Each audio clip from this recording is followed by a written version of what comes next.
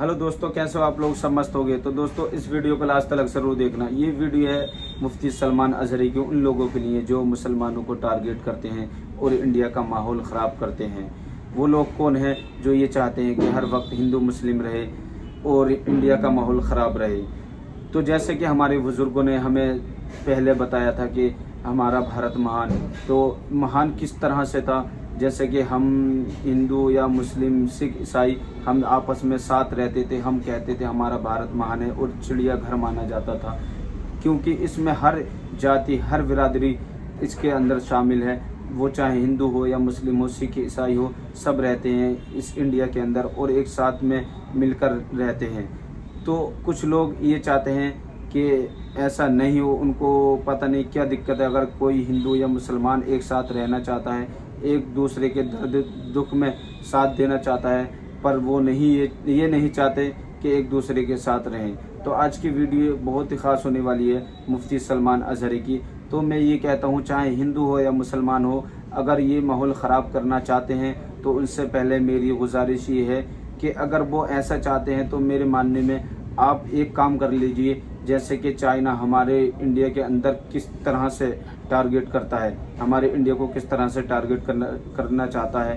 तो मैं ये चाहता हूँ, अगर कोई भी चाहे मुसलमान हो या हिंदू हो या सिख हो या ईसाई हो, कोई भी हो, अगर ये चाहता है, ये ना करने के बाद, हिंदू मुस्लिम ना करने के बाद पहले जाकर चाइना को सबक सिखाएं, ताकि हम भी फ़ख्र करें हमारे देश का नागरिक हमारे देश के लिए शहीद हो गया। तो उससे बेहतर मेरा मानना ये है कि चाइना से जाकर लड़ें और उसको सबक सिखाएं। तो दोस्तों इस वीडियो को लास्ट तक ज़रूर देखना, ताकि आपको इस वीडियो के माध्यम से पता चले मुफ्ती सलमान अजहरी का किन लोगों के बारे में बयान है और वो लोग कौन है जो इंडिया का माहौल ख़राब करते हैं। आपको आने में कोई दिक्कत तो नहीं है और आप यहाँ स्टेज पर आकर आसानी से बोल पाते, कोई दिक्कत तो नहीं। उस दिन तक मेरे जहन में नहीं था। हमने आज उनको जवाब ये देना था। वो तो मौत था घोषित था, हम तो अयोध्या भी पहुँच गए। हम तो ऑफिशियल अयोध्या पहुँच गए और इंशाअल्लाह अज़ीज़ एक वक्त आएगा जब हर दीवार बल्कि हर इलाके से ये आवाज़ गूंजेगी, लब्बैक या रसूल अल्लाह। अजीज़ा ने गिरामी वक़ार, नौजवानों में मैं एक बेदारी देख रहा हूँ, शमाल से जुनूब तक, मशरिक से मगरिब तक। अगर ये बेदारी बाकी रही और बढ़ गई तो इंशाअल्लाह इनक़लाब को आना है। अंधेरे के बाद उजाले को तुलू होना है और जुल्म की चादर ज्यादा देर तक नहीं तनी रह सकती। कुफ्र की हुकूमत तो रह सकती है, जुल्म की हुकूमत ज्यादा देर तक नहीं। अगर आज हालात खराब होने के हम बार बार गीत गा रहे हैं तो मैं कहता हूँ नौजवानों, नाउमीदी और मायूसी की तरफ मत जाना। इस्लाम और मुसलमानों के लिए पिछले 1400 सालों से हालात कभी साजगार नहीं रहे। सतीजा कार रहा है अजल से ताइमरोज, शरारे अबू लहबी से चराग मुस्तफ़वी। हर जमाने में ये हालात रहे। बाज़ हज़रात को ये अगर महसूस होता हो कि हम माइनॉरिटी में हैं, इस देश में हम अक़लियत में हैं और हमें बहुत संभल करके रहना है, तो मेरे अजीज़ों ये कोई नई बात नहीं। बदर में भी हम माइनॉरिटी में ही थे। बद्र के मैदान में भी माइनॉरिटी में, उहद में भी देखें, खंदक में भी देखें, और जंगों के मैदान में सबसे बड़ी माइनॉरिटी अगर देखना हो अक़लियत, वो करबला का मैदान है। तो इस्लाम और मुसलमानों को इन तादाद के मामलात पर कभी शिकवा नहीं रहा। आज भी मुसलमानों को शिकवा ना हो। आज से 100 साल पहले बरेली की एक आवाज आती थी, इमाम अहले सुन्नत फाजिल बरेलवी की आवाज, जो उम्मत मुस्तफ़ा के गयूर जवानों को जगाती हुई ये कहती थी, खौफ ना रख रज़ा ज़रा, तू तो है अब्दे मुस्तफ़ा। खौफ ना रख रज़ा ज़रा, तू तो है अब्दे मुस्तफ़ा। तेरे लिए अमान है, तेरे लिए अमान है। फख्र करने के लिए हमारे पास कोई सबसे बड़ी दौलत है तो वह इश्क़ मुस्तफ़ा की दौलत है। ऐ सुन्नियों, अगर तुम्हारे सीनों में आज भी ये निस्बत कायम है तो भूल जाओ कि क्या क्या चीजें कुफ़ार और मुशरिकीन और दुश्मनान इस्लाम ने हमसे लूटा है। भूल जाओ इन्होंने क्या क्या हमसे लूटा है। हमारे पास जो बाकी है वो सबसे बड़ी दौलत बाकी है। बस इस बात का ख्याल रखें, जिंदगी में कभी नामूसे रिसालत पर सौदा ना होने पाए। हुजूर पाक सल्लल्लाहु तआला अलैहि वसल्लम की इज्जत के मामले में आपको मैं बताऊं, एक सर्वे के मुताबिक, पूरे वर्ल्ड के सर्वे के मुताबिक, अपने नबी पाक सल्लल्लाहु तआला अलैहि वसल्लम के नाम के लिए सबसे ज्यादा हसास कोई कौम है वो मुसलमान है। और उसके अलावा दूसरा सर्वे ये है, पूरी दुनिया के मुसलमानों में सबसे ज्यादा सेंसिटिव, सबसे ज्यादा हसास अपने नबी के नाम पर कोई कौम है तो बर्रे सगीर हिंद और पाक के मुसलमान। अरबों को भी नहीं शुमार किया गया, अरब बड़ी तादाद में हैं, लेकिन सर्वे में एक आ गया है सबसे ज्यादा हसास मुसलमान हिंदुस्तान और इसके आसपास रहते हैं।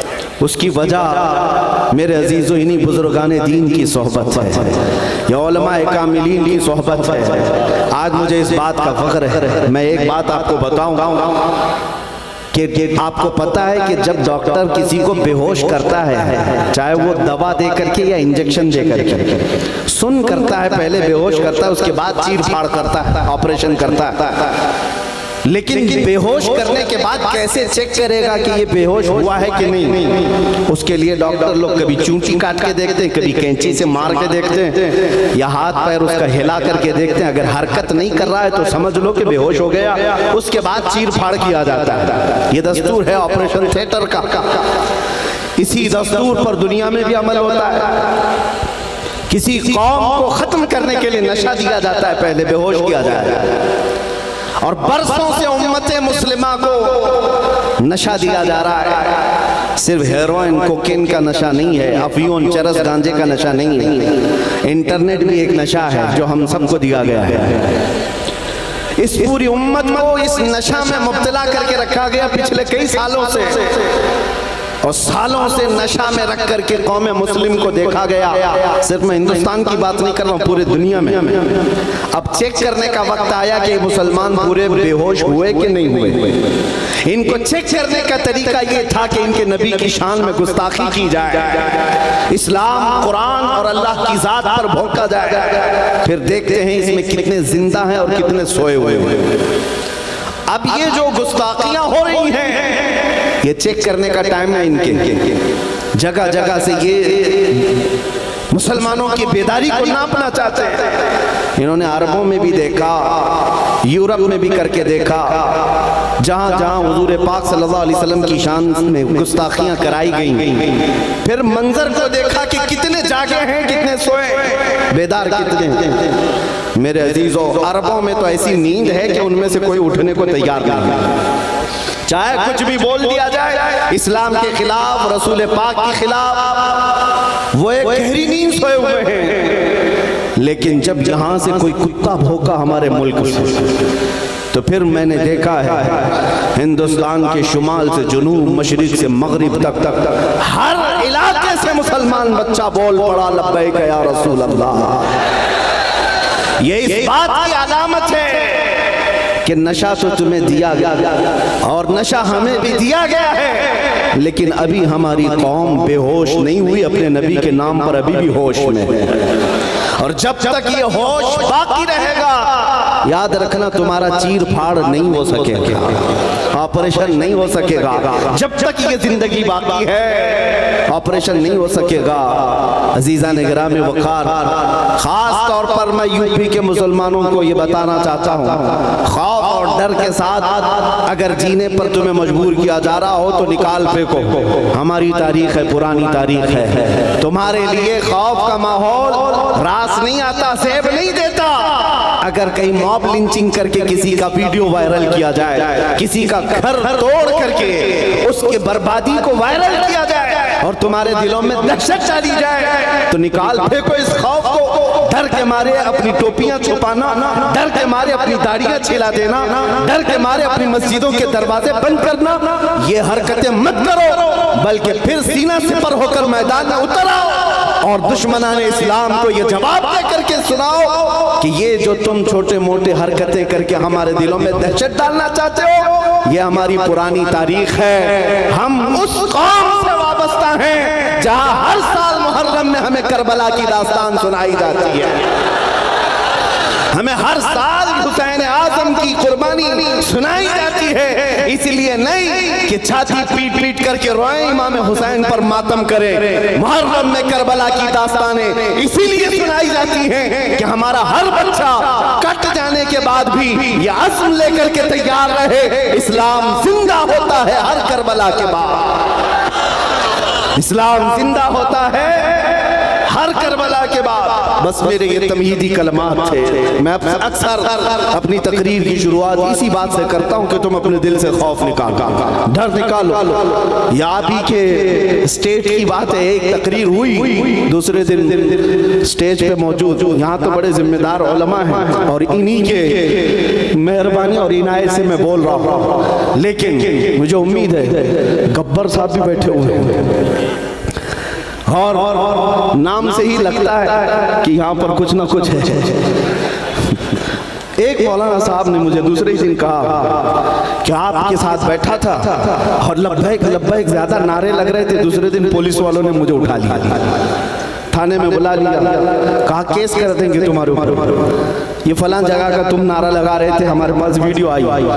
हमने उनसे कहा क्या आप डरे हुए हैं कि लब्बैक का नारा लगाने पर आप पर केस हो रहा है? कहा नहीं, मैं आपसे कह रहा हूँ। मैंने कहा खुश हो जाओ, इससे बेहतर चीज और क्या हो सकती है? लब्बैक कहने पर अगर तुम्हें हथकड़ियां लगाई जाए, फख्र के साथ जाओ और बारगाह मुस्तफा में यूं अर्ज करना, या रसूल अल्लाह, दुनिया चोरी करके थाने जाती है, मैं आपका नाम लेकर थाने में आया हूं।